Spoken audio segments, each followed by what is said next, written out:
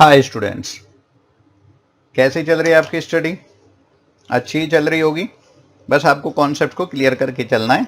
मैंने आपको बोला है न्यूमेरिकल्स और डेरिवेशंस की प्रैक्टिस करते रहना है, और जो टॉपिक आप कर रहे हो उससे रिलेटेड प्रीवियस ईयर्स के क्वेश्चंस जो बोर्ड एग्जाम में पूछे गए हैं उनको सोल्व करते चलिए। आप इन चीज़ों को ध्यान रखेंगे तो आप देखना आपके लिए चीज़ें बड़ी आसान होने वाली हैं।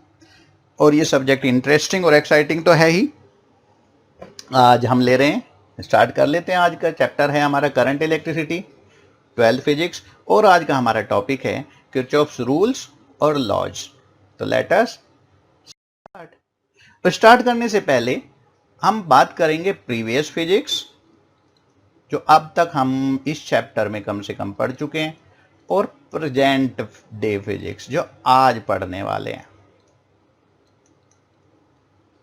तो थोड़ा सा कनेक्शन देखो, तभी चीज़ें समझ आएंगी, एक कॉन्टिन्यूटी बनेगी। तो हम इस चैप्टर में अब तक पढ़ चुके हैं इलेक्ट्रिक करंट, याद करिए आप।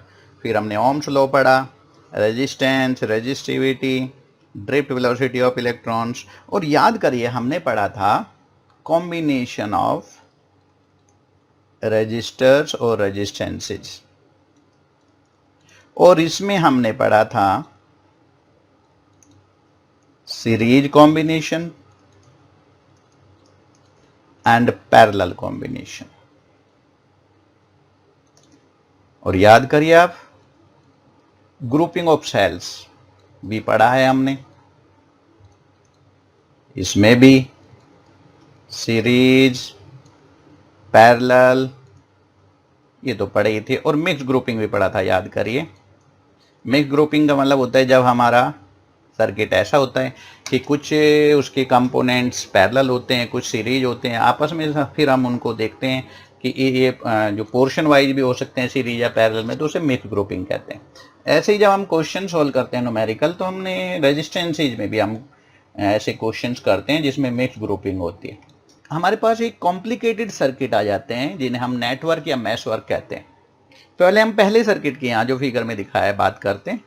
इसमें हमारे पास 80 वोल्ट का सोर्स है, 40 वोल्ट का है, 20 ओम का रेजिस्टेंस है, 40 ओम का है, 10 ओम का है। तो जब हमारे पास सर्किट ऐसे होते हैं जिसमें बहुत सारे कंपोनेंट्स होते हैं, एलिमेंट्स होते हैं सर्किट के, जैसे रेजिस्टर्स, इंडक्टर्स, कैपेसिटर्स, यहाँ पे इंडक्टर्स कैपेसिटर्स नहीं दिखाए लेकिन वो भी हो सकते हैं, और सोर्स हो सकता है या सोर्स सीरीज ऑफ ईएमएफ हो सकते हैं। एक सोर्स भी हो सकता है, एक से ज्यादा भी, जैसे हमारा पहली फिगर में दिखाया है। तो यहाँ पे 2 सेल हैं, 3 रेजिस्टेंस हैं, लेकिन आप बता नहीं सकते कि कौन सीरीज में है कौन पैरेलल में है। सीरीज में कौन कौन से, पैरेलल में कौन से, रेजिस्टेंस भी और सेल भी, तो नहीं बता सकते। इजी नहीं है, नहीं बता सकते, है ही नहीं। आप कह सकते हो ना सीरीज में ना पैरेलल में। ऐसे ही हम दूसरे सर्किट की बात करते हैं। इसमें रेजिस्टेंस, ये 4 सोर्स हैं, 1 वोल्ट का सेल है, 6 वोल्ट का है, 3 वोल्ट का है, 4 वोल्ट का है। रेजिस्टेंसेज है, 3 ओम है, R1 है, R है, 2 ओम है। तो यहाँ पे भी हम नहीं बता सकते कि कौन सा सीरीज में है और कौन सा पैरेलल में।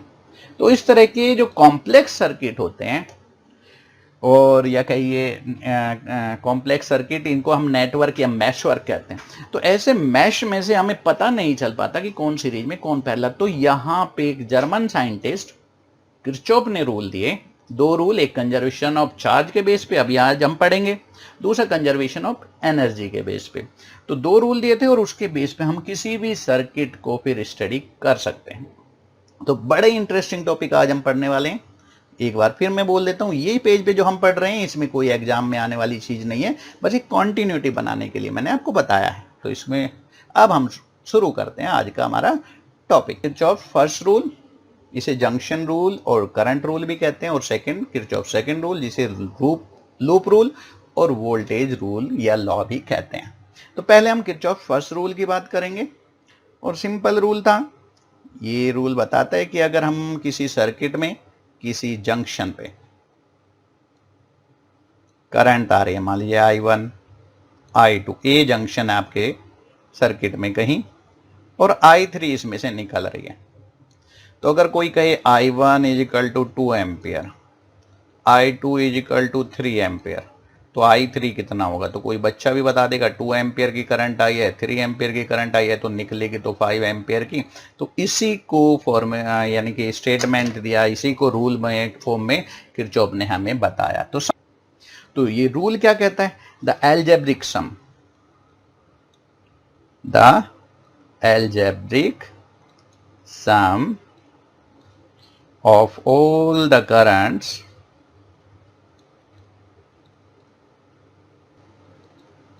meeting at a point, या इसे कहे जंक्शन भी कह सकते हो आप पॉइंट को,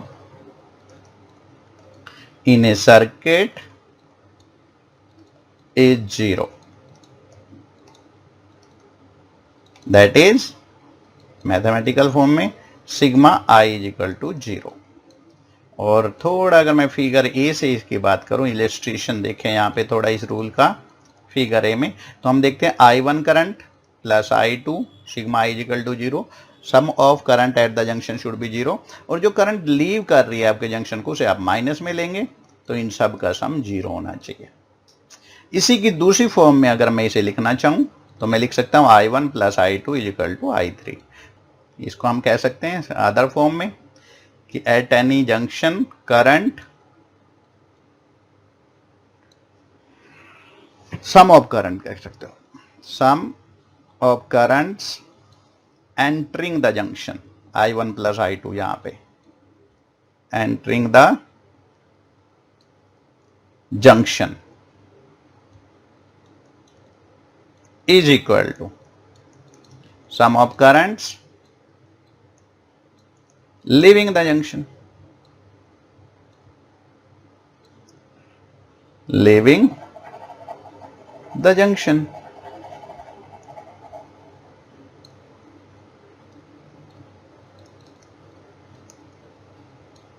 तो ये सेकेंड फॉर्म है। ये सेकेंड वे में आप इन अदर वर्ड्स आप इस तरह भी कह सकते हैं कि sum of current entering the junction is equal to sum of current leaving the junction. तो ये आपका फर्स्ट रूल है।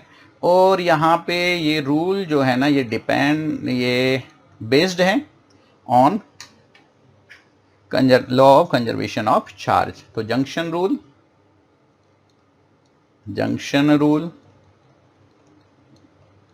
Is based on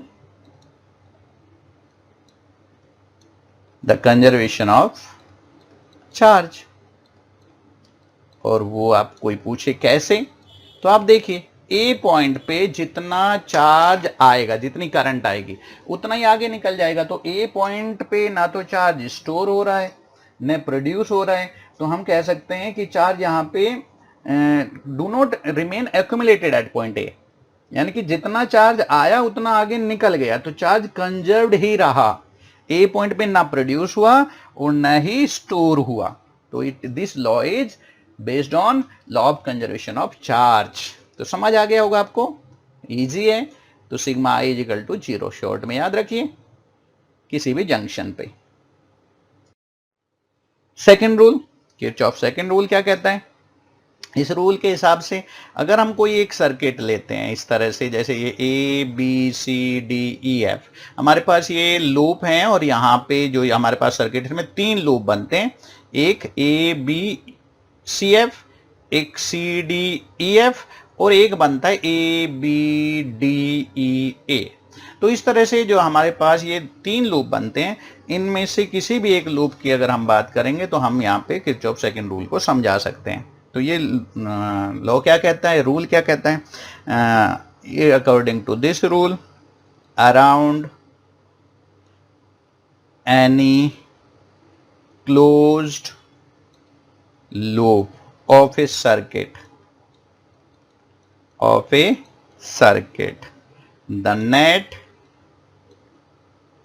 the net change in potential is 0, that is sigma delta V is equal to 0 for a loop। Mathematical form में हम short में ऐसे कहते हैं। और इस चीज को ऐसे भी कह सकते हैं, the algebraic sum of change in potential around any closed loop involving registers, cells and different components in the loop is 0. Clear? तो एल्जेब्रिक सम जो होता है ना, changes in potential around any close loop involving resistance and cells in the loop is always 0. तो इस चीज को हम इलेस्ट्रेशन से समझ सकते हैं, जैसे सिग्मा हमने बोला ऐसे शॉर्ट में डेल्टा वी 0. तो अगर हम इसका इलेस्ट्रेशन करें, समझे किसी एग्जाम्पल को लेके, तो हमारे पास ये राइट में सर्किट है, इसमें से कोई एक लूप ले लेते हैं पहले. तो मान लीजिए let us consider the circuit given in figure A, और इसमें हम यहाँ पे 3 लूप हैं, आपको दिख रहे हैं, 1 और 2, और एक इनका सब दोनों का कंबाइंड. तो अगर हम अप्लाई करें, applying Kirchhoff's voltage rule to closed loop, कोई सा एक क्लोज्ड लूप लेना पड़ेगा आपको. लूप ए मान लीजिए लिया हमने, ए बी सी एफ ए, ये क्लोज लूप लिया. तो इसमें हम ए पॉइंट से स्टार्ट करते हैं. तो हम अगर ए पॉइंट से स्टार्ट करते हैं, इस तरह से जाते हैं, तो जब हम पहले सेल से जाते हैं यहाँ E1 से, तो यहाँ पे E1 आपका पोटेंशियल डिफरेंस हुआ. आगे चलेंगे, जब मान लीजिए इसमें हमने जो करंट लिए है उसको हमने I1 नाम देते हैं, यहाँ जो करंट है वो I2 है, और सी पॉइंट पे I1 करंट I2 मिलके इधर जाएगी I1 प्लस I2. तो फर्स्ट रूल भी यहाँ पे यूज हो रहा है, जंक्शन रूल. I1 इधर से I करंट B से C, और I2I F से C की तरफ, और जब निकलेगी C से D की तरफ तो I1 plus I2. Junction rule भी हमें यहाँ पे अप्लाई करना है जब हमने करंट को यहाँ पे एज्यूम किया है. और एज्यूम करने के लिए हम करंट किसी भी डायरेक्शन में ले सकते हैं, ये हम आगे थोड़ा डिटेल में पढ़ेंगे. I2 और इधर से जा रही है I1. तो अगर हम बात करें A B C F A में, तो A से स्टार्ट करते हैं. पहले हमारा सेल आता है तो इसका में पॉजिटिव लिया जाएगा, अभी हम साइन कन्वेंशन पढ़ेंगे. और जब हम यहाँ से जाएंगे इस रेजिस्टेंस के थ्रू, तो मान लीजिए रेजिस्टेंस R1 है, ये R2 है, तो I1 R1 रेजिस्टेंस की डायरेक्शन में अगर करंट चल रही होगी तो हम लेंगे I1 R1 माइनस का पोटेंशियल ड्रॉप हुआ. फिर हम ले रहे हैं A B C F, a loop लेना है. फिर हम जा रहे हैं सी से एफ की डायरेक्शन में, तो हम करंट के अपोजिट जा रहे हैं, तो यहाँ पे I2 R2 पॉजिटिव लिया जाएगा, अभी हम पढ़ेंगे साइन कन्वेंशन. और सेल में हम पॉजिटिव टू नेगेटिव टर्मिनल जा रहे हैं, तो -E2 हम यहाँ पे इसका सेल का, सेकेंड सेल का EMF लेंगे, पोटेंशियल ड्रॉप. तो इन सब का सम ए पॉइंट पे हम वापस आ गए, ये 0 हो जाएगा. तो कैसे, ऐसे ही कोई और भी दूसरा लूप लेंगे तो हम इस तरह इलिस्ट्रेट कर सकते हैं कि किसी भी लूप में जब हम क्लोज लूप में ट्रेवल करेंगे तो नेट चेंज इन पोटेंशियल 0 होता है. क्लियर है? ये हमें यहाँ पे समझ आ जाना चाहिए. अब कोई आपसे बात करे कि सेकंड, जैसे first rule conservation of charge पे डिपेंड था, ऐसे Kirchhoff's second rule, second rule is based on conservation of energy. क्योंकि यहाँ पे पोटेंशियल ड्रॉप का मतलब क्या है, work done on unit charge. Potential drop, work done means energy consumed या energy supplied by source, energy consumed by the in moving the charge in the circuit.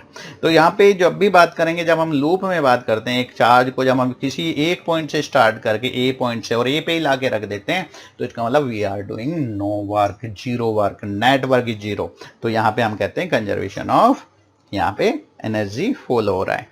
तो इसके बेस पे सेकंड लॉ दिया गया है. तो ध्यान से पढ़िए, कुछ नहीं है, पहला जंक्शन रूल था, इसे लूप रूल कहते हैं. तो ये लूप के लिए होता है, और लूप में हमने पढ़ा है any close loop in A circuit the net change in potential is 0. Clear है? जब साइन कन्वेंशन की ओर बात कर लेते हैं, अभी जो हम कर रहे थे, थोड़ा हमें पता चलेगा कि जब हम किसी रेजिस्टेंस के अंदर से मूव करते हैं, ट्रैवल करते हैं, और किसी सेल के अंदर से ट्रैवल करते हैं, तो फिर हमें साइन कन्वेंशन पोटेंशियल ड्रॉप के लिए कैसे लेना पड़ता है. तो फर्स्ट पॉइंट है कि in a given circuit when a resistor is travelled in the direction of current, the potential difference across it is taken as negative, while in opposite case it is taken as positive. तो इसको समझने के लिए आप देखिए, मान लीजिए ए और बी पॉइंट के बीच में आपने एक रजिस्टर लगाया है, और इसको मान लीजिए R, और उसमें से I करंट फ्लो कर रही है. तो फिर हम यहाँ पे डायरेक्शन, इसी डायरेक्शन में अगर हम लूप में ट्रैवल करना चाहते हैं, ये हमारे चॉइस पे डिपेंड करता है कि हम लूप में किस डायरेक्शन में ट्रैवल करें, किस डायरेक्शन में मूव करें. तो अगर हम इस डायरेक्शन में ट्रेवल कर रहे हैं, करंट भी इसी डायरेक्शन में जा रही है, तो इसके अंदर से जो पोटेंशियल ड्रॉप होगा नेगेटिव लिया जाएगा। इस चीज को आप ऐसे समझ सकते हैं कि VA से जब A से B जाओगे आप, तो पोटेंशियल ड्रॉप होता जा रहा है, तो final minus initial potential VB minus VA will be negative, तो पोटेंशियल ड्रॉप यहाँ पे नेगेटिव लिया जाएगा। और जब हम ट्रेवल करेंगे अपने रजिस्टर के थ्रू, यहां पे रजिस्टर है A और B पॉइंट के बीच में, और इसमें करंट जा रही है मान लीजिए इस डायरेक्शन में, मान लीजिए यहां पे करंट इस B टू A आ रही है, और हम डायरेक्शन ऑफ ट्रेवल हम यही ले रहे हैं, लूप में हम ऐसे ही ट्रेवल कर रहे हैं। यहां पे वायर की बात कर रहे हैं, लूप का पार्ट है। तो फिर यहां पे जो पोटेंशियल ड्रॉप होगा जब हम A से B जा रहे हैं, तो करंट अपोजिट डायरेक्शन में आया, तो यहां पे हम वोल्टेज ड्रॉप को पॉजिटिव लेंगे। क्लियर है, समझ आ जाएगा। अभी हम कुछ न्यूमेरिकल्स करेंगे, वहां ये चीजें और क्लियर हो जाएंगी। In a given circuit, when source of EMF say a cell is traveled from negative to positive terminal, the PD across it taken as positive। इसका मतलब क्या है कि अगर मान लीजिए A और B पॉइंट के बीच में हमने एक सेल लगाया है, और हम इसके इस तरह से सेल लगाए कि इसके A से B की तरफ जब जाते हैं तो पहले नेगेटिव टर्मिनल आता है सेल का और बाद में पॉजिटिव आता है। तो डायरेक्शन ऑफ ट्रेवल हमारी ये है, और अगर हम इस डायरेक्शन में मूव करते हैं तो यहाँ पे करंट नहीं देखी जाती, चाहे करंट किसी भी डायरेक्शन में आ रही हो। अगर हम इस डायरेक्शन में ट्रेवल कर रहे हैं रूप में A टू B, तो फिर यहाँ पे जो सेल का EMF है वो पॉजिटिव लिया जाएगा। फाइनल माइनस इनिशियल देखे आप, पॉजिटिव ही आएगा, क्योंकि जब A से B जा रहे हो तो final minus initial, final minus initial का मतलब final potential A B point का पोटेंशियल, इनिशियल का मतलब A पॉइंट का पोटेंशियल, तो वो उनका अगर डिफरेंस लोगे तो पॉजिटिव आएगा।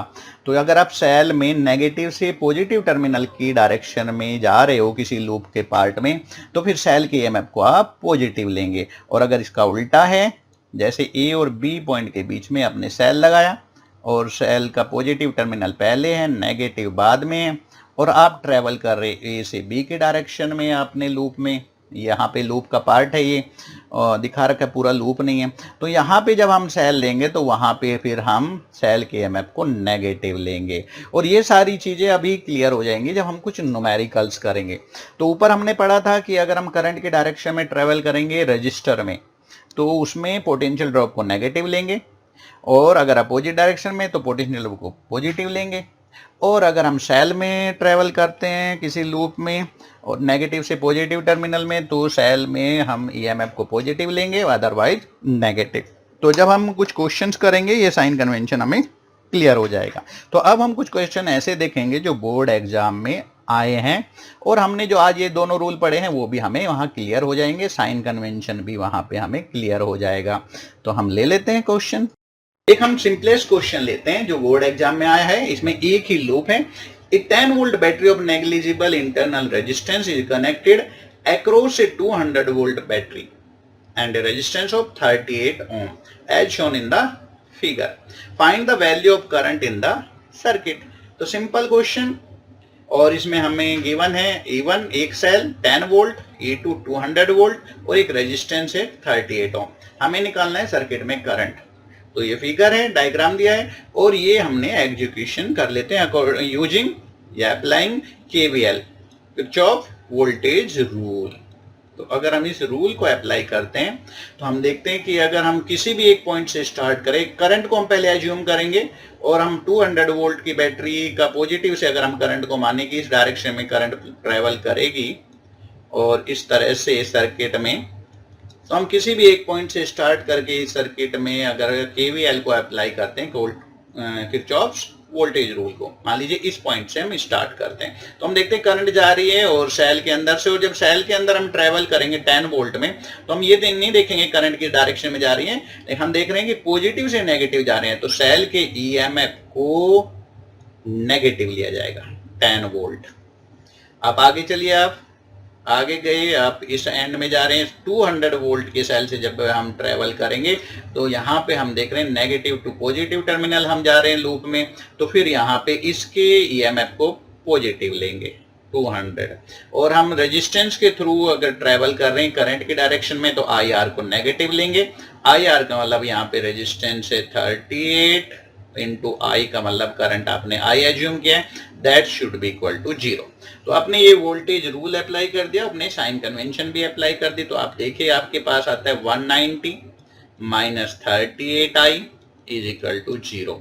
तो you will get 38i is equal to 190 and I is equal to 190 upon 38, that is 5 ampere current. तो आपका आंसर आ गया। आप देखिए इस तरह से यूज करना है और साइन कन्वेंशन को अच्छी तरह से समझ लीजिए। यानी कि जब हम रेजिस्टेंस के थ्रू देखिए ट्रेवल कर रहे हैं, यहाँ पे 38 रेजिस्टेंस हम लूप में ऐसे ट्रेवल कर रहे हैं, करंट के डायरेक्शन में जा रहे हैं, तो आई आर को नेगेटिव लिया हमने। और जब सेल के अंदर पॉजिटिव से नेगेटिव ट्रेवल कर रहे हैं तो सेल के ईएमएफ को नेगेटिव लिया है, और जब नेगेटिव से पॉजिटिव जा रहे हैं तो सेल के ईएमएफ को पॉजिटिव लिया। ध्यान से देखिए, क्वेश्चन समझ आ जाएगा। नेक्स्ट क्वेश्चन,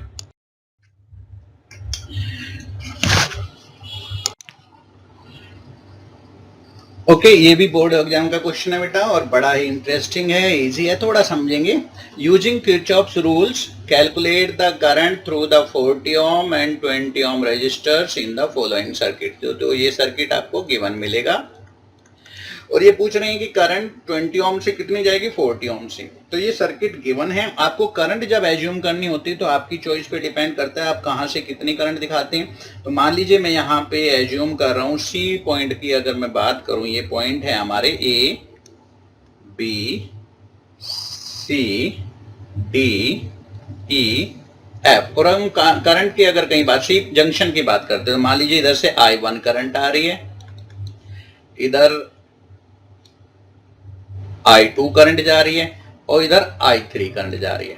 तो जंक्शन पे जिस तरह से यहाँ पे डिस्ट्रीब्यूट हुई, आगे जाके इसी तरह से कलेक्ट हो जाएंगे डी पॉइंट पे। इधर से I2 करंट आएगी इस पूरे लूप में से, इधर से I3 करंट आई, और इधर से I1 करंट इस लूप में ट्रेवल करेगी। क्लियर है? तो ये तो समझ आना, ये हमने करंट को हमने एज्यूम किया है। तो करंट हम किसी भी डायरेक्शन में एज्यूम कर सकते हैं, लेकिन हमें जंक्शन रूल फॉलो करना पड़ेगा। तो अगर मैं पॉइंट सी पे या पॉइंट डी पे बात करूं, मान लीजिए पॉइंट सी पे, तो हम पॉइंट सी की बात करते हैं, करंट रूल को अप्लाई करते हैं। तो at junction, at applying, you can say applying KCL Kirchhoff current law at junction C. Junction C पे हमने देखा I1 करंट I, और यहां से निकल गई आपकी I2 plus I3 current. Clear है? तो ये आपका I1 is equal to I2 plus I3, या आप कह सकते हैं I3 जो करंट है वो होगा I1 माइनस I2, क्योंकि I3 भी पूछा है हमें, तो इसकी एक हम पहले से इक्वेशन बना लेते हैं, इक्वेशन नंबर A। ना भी बनाए तो चलेगा, I1 is equal to I2 plus I3। अब हम अप्लाई करते हैं किरचॉफ वोल्टेज रूल को, अप्लाइंग KVL इन क्लोज्ड लूप, इन क्लोज्ड लूप। कौन सा लूप आप लेंगे? जैसे A B C D A, इसमें हमने किरचॉफ वोल्टेज रूल को अप्लाई किया। हम A पॉइंट से स्टार्ट करते हैं, ट्रेवल करते हैं इस लूप में, इस तरह से जाएंगे, हम A से स्टार्ट करेंगे और A B C D A आएंगे, तो ये डायरेक्शन ऑफ ट्रेवल हो गई। तो जब हम 80 वोल्ट के थ्रू जाएंगे तो हमारा जो पोटेंशियल ड्रॉप है पॉजिटिव लेंगे, नेगेटिव टू पॉजिटिव जा रहे हैं सेल में, और करंट की डायरेक्शन में जा रहे हैं, I1 करंट इधर जा रही है, तो -20 I1, और आगे आप CD आर्म में I3 करंट है, और आप रेजिस्टेंस की में ट्रेवल कर रहे हैं करंट की डायरेक्शन में, तो करंट IR यहाँ पे भी नेगेटिव, तो 40 I3 इज इक्वल टू 0। तो आप इसको सॉल्व करेंगे इस इक्वेशन को, और आपको मिल जाएगी यहाँ पे, आप करके देखना, 3I1 minus 2I2 is equal to 4। इससे ये इक्वेशन मिल जाएगी, इक्वेशन नंबर B। और फिर हम अप्लाई करेंगे KVL को, Kirchhoff voltage rule in closed loop. अब हम क्लोज्ड लूप ले रहे हैं, DC F E और डी, ये क्लोज लूप अगर हम लेते हैं तो हम डी से शुरू करते हैं। मान लीजिए यहाँ से ये डायरेक्शन हमने हमारी रहेगी ट्रेवल की, और हम डी से जब जाएंगे सी के डायरेक्शन में, हम करंट के अपोजिट जा रहे हैं, तो आई आर हमारा आएगा पॉजिटिव 40I3। फिर हम जाएंगे I2, करंट हम जब एफ से ई की डायरेक्शन में जा रहे हैं इस लूप में, तो हम करंट की डायरेक्शन में ट्रेवल कर रहे हैं, तो फिर यहाँ पे आई आर हमारा नेगेटिव होगा, तो 100I2, 100 नहीं है, ये 10 ओम है, गलती से लिखा है यहाँ पे 10 ओम, तो 10I2। और जब हम सेल के थ्रू पास होंगे यहाँ से नेगेटिव से पॉजिटिव टर्मिनल, तो यहाँ पे इसका सेल का ईएमएफ लिया जाएगा पॉजिटिव, तो ये हो गया 40 = 0। तो जब हम इसको इक्वेशन को करेंगे तो हमारा आएगा 4, और I3 की जगह हम लिख सकते हैं I1 - I2, तो 40I1 - I2, 10I2 माइनस का और प्लस 40 = 0। इसको सॉल्व करेंगे तो आपके पास इक्वेशन आ जाएगी, करके देखना आप। 4I1 - 5I2 = -4, तो इक्वेशन नंबर सी। तो ये 3 इक्वेशन हमारे पास आ जाती हैं ऑन सॉल्विंग। तो यहाँ थोड़ी जगह कम है, यहाँ पे हम मीन करेंगे, तो ऑन सॉल्विंग जब हमारे पास 3 इक्वेशन आ गई, तो अब तो मैथ है आपके पास, मैथ से इन्हें सॉल्व करिए। तो on solving we get I1 = 4 ampere, I2 = 4 ampere, और फिर करंट, इसका मतलब अब जो आपने क्वेश्चन पूछा गया आपसे, करंट आपको बतानी है through 40 ohm resistor, 40 ohm resistor. तो वो तो करंट आपकी 40 ओम के थ्रू तो I3 ली थी आपने, और I3 तो आपका I1 - I2 के बराबर है, I1 I2 दोनों बराबर हैं, 4 - 4 = 0 एम्पियर। तो 40 ओम रजिस्टर से 0 एम्पियर की करंट फ्लो करेगी, यानी कि कोई करंट फ्लो नहीं करेगी। और current through 20 ohm resistor, that will be equal to I1, और वो आपने निकाला है 4 एम्पियर। तो इस तरह से आपका ये आंसर आ गया। मान लीजिए किसी वजह से आपने करंट को अपोजिट डायरेक्शन में लेट किया होता, I1 को आपने इधर ना लेके अगर इधर मान लीजिए ए, ये जा रहा है डी से ए, ये करंट डायरेक्शन ली होती, हमने अपोजिट ली होती, और I2 को इधर, तो हमारी यही वैल्यूज माइनस में आ जाती। तो जो हमने लेट किया है अगर वो पॉजिटिव में आ रहा है, तो इसका मतलब जो हमने लेट किया है वो ही उसी डायरेक्शन में करंट फ्लो कर रही है। और अगर हमने कुछ लेट किया है करंट लो को, जंक्शन रूल को अप्लाई करके, और वोल्टेज रूल को भी, और जो वैल्यू हमारी मान लीजिए किसी वजह से नेगेटिव आती है, इसका मतलब जिस डायरेक्शन में हमने लेट किया था उसके अपोजिट, तो इससे कोई फर्क नहीं पड़ता, आप किसी भी डायरेक्शन में अप्लाई उसको लेट कर सकते हैं, लेकिन आपको जंक्शन रूल और वोल्टेज रूल अप्लाई करना पड़ेगा।